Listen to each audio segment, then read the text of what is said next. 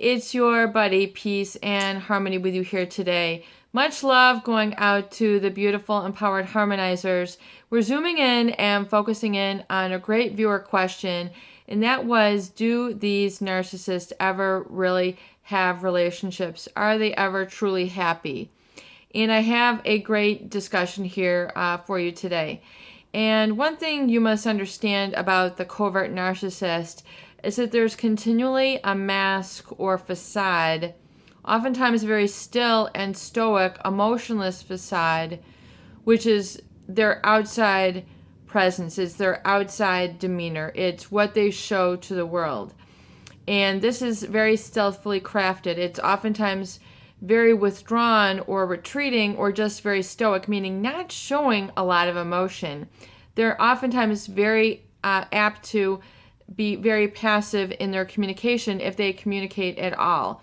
The covert narcissist is oftentimes, it is what they withhold from relationships in terms of basic communication, basic affection, or basic accountability, just a back and forth general dialogue of authenticity, which is what is really core at missing with it's the empathy deficit, it's the pathological sense of self-importance, which is covert, which is stealth, which is deep beneath the surface, which then causes most of their relationships to be conducted at that facade level. So what you're interacting with, what you get, is not what really is.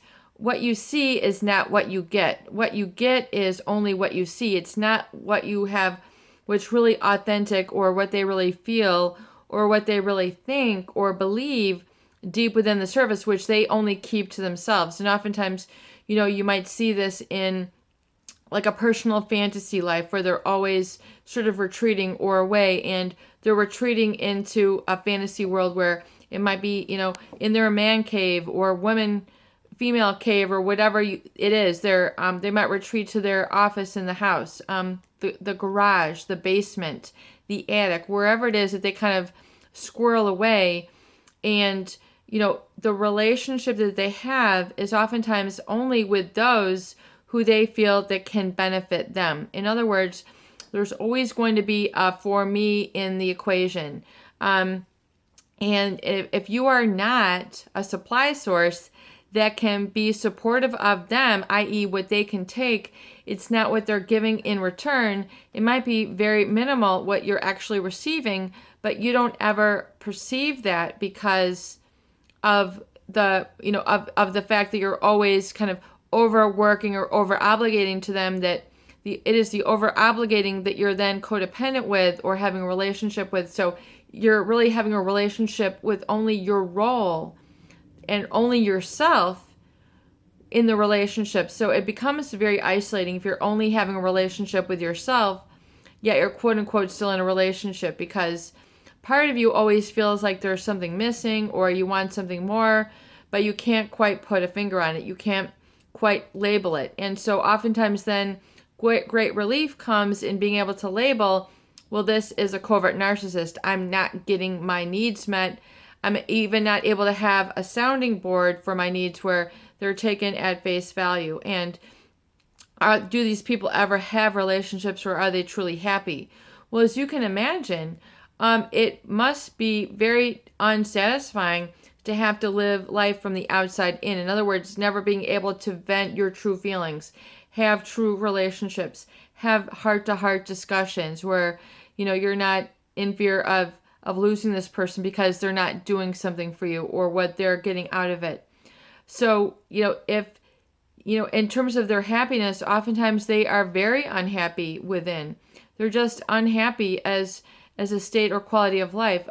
They don't often express it though, and they don't express their true feelings of others because they're generally very, condescending in nature.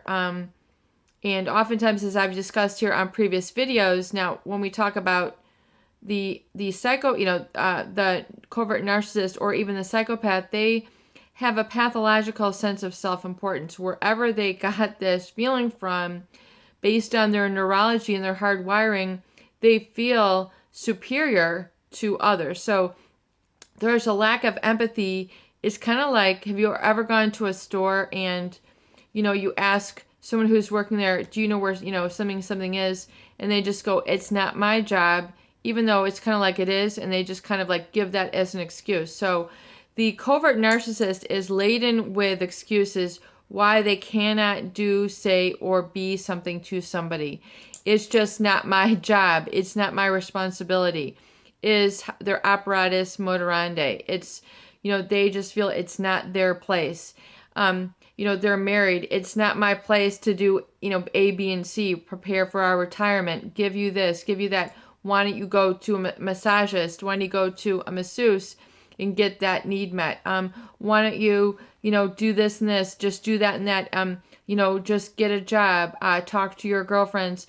This is not a problem, and they can't back you up. I mean, they don't feel it's their place, even though it is very much their place. They tend to not stand up, until maybe years and years into the relationship, when they finally kind of get a little bit of crack in the mask, and you might see the person within, but oftentimes the mask is so thick and impenetrable that you oftentimes don't get to see, hear, or receive what you need.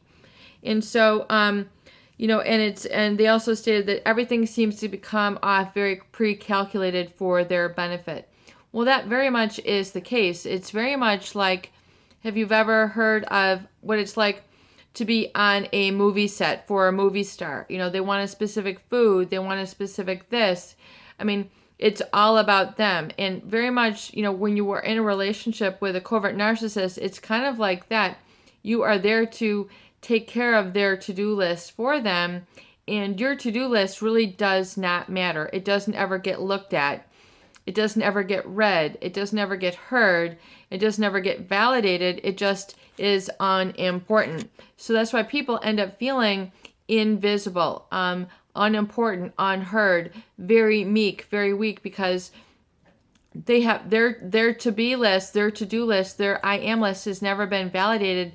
In fact, it has been minimized or made them feel like they are unimportant, they don't matter, and that you should just, get your needs met some alternate way. So that's why we see the, eventual revelry, where, people eventually, it brings out the worst of them. They then tend to take on this anger, which is repressed within this narcissist, and then embody it within themselves, becoming very angry, very bullying, even to try to get their needs met in an alternate way, because they don't have a positive role model, or they've been defeated so many times, or they haven't been able to put words to it, that they just end up being explosive. They end up, being extremely angered.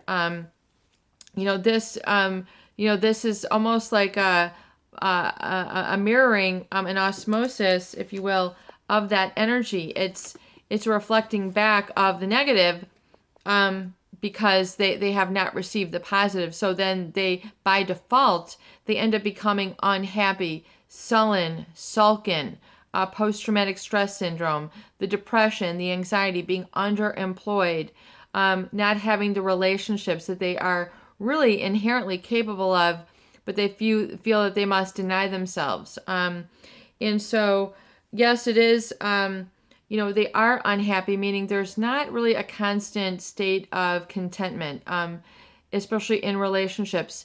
They might go to parties, but they will then tell you, I hate this party. And then you're like, well, what's wrong with you? This is time to have fun.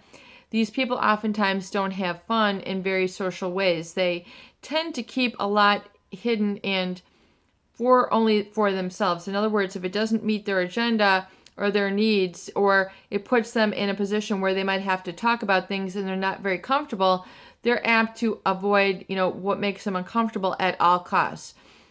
Exercising that makes them uncomfortable, social situations, raising families, doing their role makes them uncomfortable, so they will just shrink away from it. And so oftentimes what you then interact with is the facade or the fake emotions, the fake communication.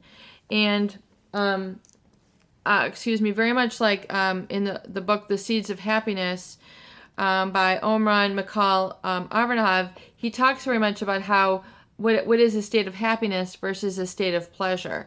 Happiness is an ongoing chronic state or feeling of well-being, and then pleasure is like a momentary thing. So it's important to not confuse the two, happiness with pleasure. Pleasure can be, when you make a purchase or eat a fabulous dinner. That was very pleasurable. It tastes wonderful. The whole plate of brownies, it's trying to fill a void of happiness or not knowing how to obtain it. So I would definitely recommend, his book, like on page 81, True Happiness is like the air we breathe. Do you ever have to worry about going to look for air?